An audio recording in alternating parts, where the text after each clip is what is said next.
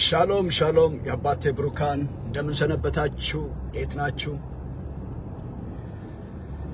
የጌታ ጸጋና ሰላም ይብዛላችሁ። ወንድማችሁ ክብረም ነኝ። በዚህ ማለዳ ደግሞ በዚህ ሳምንት ብዙ ሰዎችም ያነጋገረ ያለ እውነትን ትንሽ እስቲ ሰፋ አድርጌ እንኳን ጌታ ጊዜ ሰጥቶኝ በሚዲያ በኩል ሐሳቤን ልሰጥበትና ያለውን እውነት በእግዚአብሔር ቃል መሰረት ላስተላልፍበት አስቤ ነበር። ጊዜው እንትን እያለ ሄደ። አሁን ግን ትንሽ ሐሳቤን እንትን ላድርግበት ነው። እውነትን ታውቁታላችሁ፣ እውነትን አርነት ያወጣል ይላልና በዮሐንስ ወንጌል ምዕራፍ 8 31 እስከ 32 ባለው በጣም ሰሞኑ አባ ገብርኤል የሚባሉ ጳጳስ የተናገሩትን በጣም ፓወርፉል የሆነ የእግዚአብሔር ቃል የእግዚአብሔር እውነት ተናግረው ነበር። እውነት ሁሉ ጊዜ ሲገለጥ፣ እውነት ሲነገር ሁሉ ጊዜ በቦታው ብዙ ተግዳሮት አለ። እውነት ይሄ ዓለም በውሸት የተከበበ በውሸት የተሞላ ዓለም ስለሆነ እውነት በሰላም አይስተናገድም። እውነት ጥሶ ፐነትሬት አድርጎ ባለው ስልጣንና ኃይል ተጠቅሞ ብቻ ነው የሚያልፈው። ዋጋ ያስከፍላል።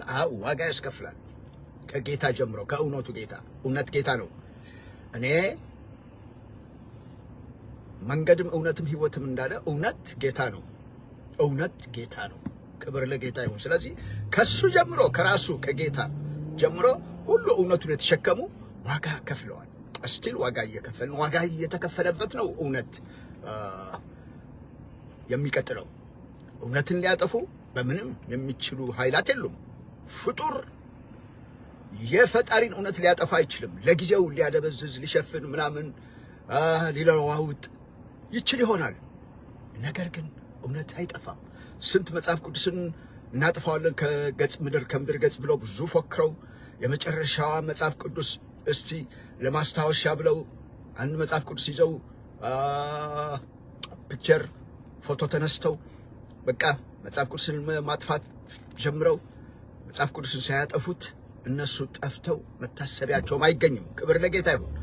ምክንያቱም እግዚአብሔር ቃል እግዚአብሔር ነውና አይጠፋም። እግዚአብሔር ጠፍቶ አያውቅም፣ አይጠፋም፣ ሊጠፋም አይችልም። ሁሉም አድራጊ፣ ሁሉም በእጁ ሁሉም ማድረግ የሚችል እሱ ብቻ ነውና ስለዚህ ፍጡር ፈጣሪውን ሊያጠፋ አይችልም። ክብር ለጌታ ይሁን እና ይሄ እውነት በብዙ እየተነገረ በብዙ እየተገለጠ ብዙ ዋጋ እየተከፈለበት እኛ ጋር ደርሰዋል። በእኛ ዘመን ደግሞ እውነቱን ከመንገር ወደኋላ አንልም። የተከፈለ ይከፈል። እኛ ግን የተሰቀለውን እኔ ግን እንደ ክብሮም የተሰቀለውን ክርስቶስን እሰብከዋለሁ። የፈለገ ዋጋ ያስከፍል፣ የፈለገ ይምጣ፣ በህይወቴም የፈለገ ይሁን፣ በእኔም በህይወቴም በቤቴም በኑሮዬም በተለያየ መልክ የፈለገ ይሁን፣ የፈለገ ይምጣ፣ እውነት ከመንገርና እውነት ከመናገር ወደኋላ አልልም። ይህም በራሴ ተማምኜ በራሴ ትምክት በራሴ ኃይል እንትን አይደለም። ጌታ በሚሰጠኝ ጸጋ ጌታ በሚሰጠኝ ኃይል ይህንን ከማድረግ ወደኋላ አልልም።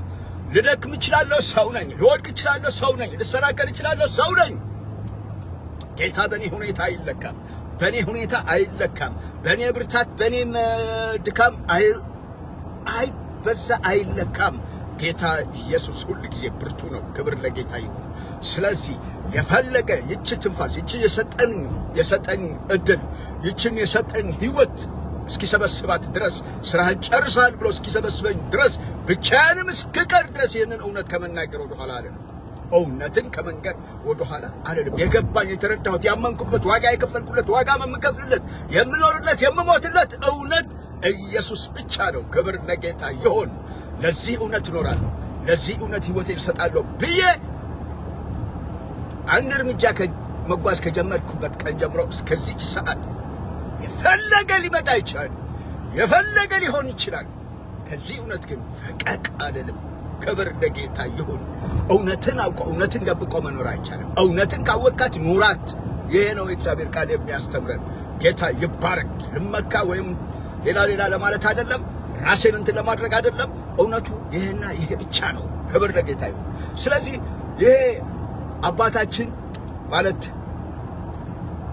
የዕድሜም ባለጸጋ በኦርቶዶክስ ቤተክርስቲያን አገልጋይ የሆኑ አባ ገብርኤል የሚባሉ የተናገሩት እውነት መጽሐፍ ቅዱሳዊ እውነትና እሱን ዘመናችን ሙሉ እያስተማርን እየተናገርን ያለን የጌታ የኢየሱስ ክርስቶስ አዳኝነትና ቤዛነት፣ የህይወት ቤዛነት። ክብር ለጌታ ይሁን። ቤዛ ለጫማ የሚባል ለእንትንም ተብሎ ቤዛነትን እንደ ኖርማል ነገር ተደርጎ ጌታ ኢየሱስ የህይወት ቤዛነት ከዘላለም ሞት ወደ ዘላለም ህይወት፣ ከዘላለም ጥፋት ወደ ዘላለም ክብር ያሻገረን ጌታ ኢየሱስ ብቻ ነው። ክብር ለጌታ ይሁን። አሁን አባ ገብርኤል ያንን እውነት ምንም ወዲያና ወዲህ እንዳትሉ፣ ዋጋ መክፈል ካለ ዋጋ መክፈል አለባችሁ። ዋጋ ተከፍሎበት ነው ወንጌል እዚህ የደረሰ። ጌታ ሐዋርያት ሁሉም ይህንን እውነት የተሸከመ ሁሉ ይህንን ዋጋ ከፍለዋል። መክፈል ካለባቸውም ዋጋ መክፈል አለባቸው። አባ ይህንን እውነት ለብዙዎች በረከት፣ ለብዙዎች መሻገር፣ ለብዙዎች ከጨለማ ወደ ብርሃን የመሻገር ምክንያት ሊሆን ስለሆነ ዋጋ መክፈል ካለባችሁ ዋጋ ክፈሉ እንጂ ለዚህ ይቅርታ መጠየቅ፣ ለዚህ ወደኋላ ማለት አይጠበቅባችሁም። በቃ እውነቱን ተናግራችሁ እውነቱን ኖራችሁ ማለፍ ብቻ ነው ክርስትና። መስቀልህን ተሸክመ በየቀኑ ጌታን መከተል ማለት መከራህን ልትሰቀል የምትችልበት ልትገደል የምትችልበትን ዋጋ የሚያስከፍል ህይወት በውስጡ ያለው ትልቅ ክብርም የሚያስገኝ የእግዚአብሔር እውነት ነው ወንጌል። ክብር ለጌታ ይሁን። ህይወትን የሚሰጥ ታሪክም የሚለውጥ ከጥፋት ወደ ዘላለም ህይወት የሚያሻግር እውነት የተሸከመ ወንጌል። ይህንን ከመናገር ወደ ኋላ ማለት የለባችሁም። ስለዚህ ይህንን ይቅርታ አይጠየቅም። አሁንም ደግሜ አስረግጬ እርሳቸው እንዳሉት አትደንግጡ። እውነት ሲናገር የሚደነግጥ ዲያብሎስ ብቻ ነው። ምክንያቱም ኢየሱስ ሲጠራ፣ የኢየሱስ ስም ሲጠራ የሚደነግጥ ዲያብሎስ ብቻ ነው። ኢየሱስ አዳኝ ነው። ኢየሱስ ህይወት ነው። ኢየሱስ ጌታና አምላክ ነው። ኢየሱስ ማይ ሬዲመር አዳኝ፣ ቤዛዬ፣ አማላጄ፣ ሊቀ ካህኔ፣ ጌታዬና አምላኬ ነው ሲባል የሚደነግጥ ያ አጋንንት ብቻ ነው። ስለዚህ ዓለም የምትድነው አንድያ ልጁ የላከላትን ዓለም እንድትድን እግዚአብሔር አብ አንድያ ልጁን እስከ መስጠት ዓለምን ወዷል የሚለው ቤዛ እንዲሆናት ለዓለም እንዲቤዥ ነው። ቤዛነቱም ህይወት በመስጠት ነው። ህይወታችን የተቤዣት። ስለዚህ ዓለም የምትድነው በወለደችውም አይደለም፣ በሰቀሉትም አይደለም፣ ባሳደዱትም አይደለም፣ በወጉትም አይደለም፣ በገደሉትም አይደለም፣ በተላኩ መላእክትም አይደለም፣ በቀበሩትም አይደለም፣ ራሱ በጌታ በኢየሱስ ክርስቶስ ብቻ ነው። ሌላ አዳኝ የለም።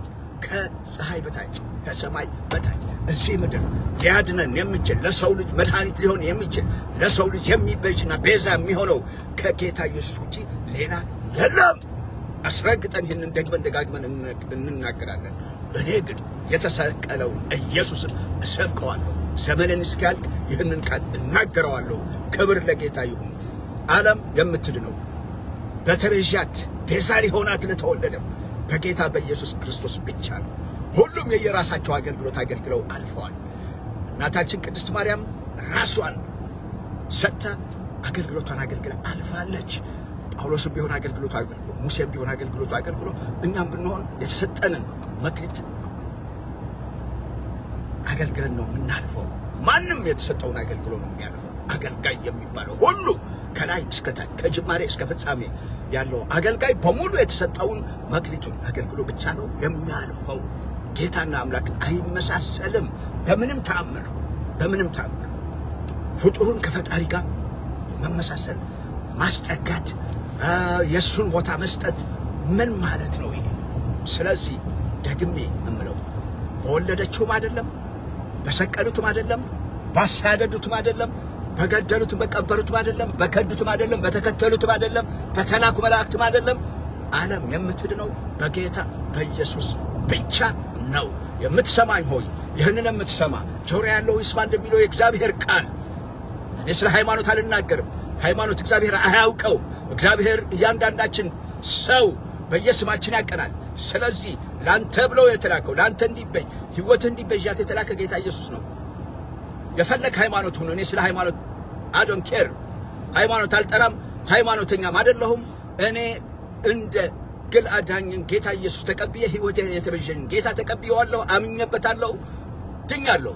ክብር ለጌታ ይሁን።